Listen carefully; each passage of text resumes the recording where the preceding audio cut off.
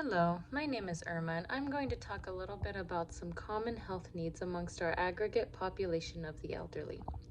So, some common health issues with this population revolve around the fact that people are living longer than they did even some 50 years ago, and this is due to all the medical advancements and the updates in healthcare that we have had. The issue is that although our lifespan has increased, so have our rates of chronic illnesses such as heart disease, cancer, stroke, Alzheimer's disease, diabetes, and other health risks, which will be discussed later in this presentation. These chronic diseases contribute to a lower quality of life for this population and remain a leading cause of death. In addition to elevated health demands is the increased risk of physical injury due to falls.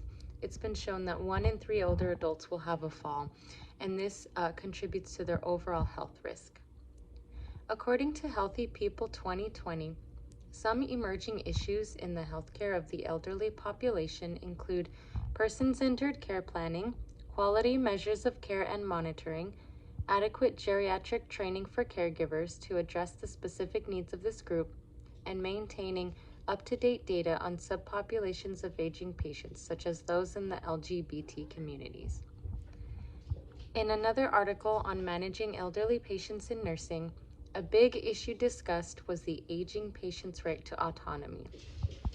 This is really when patient-centered care and planning come into focus.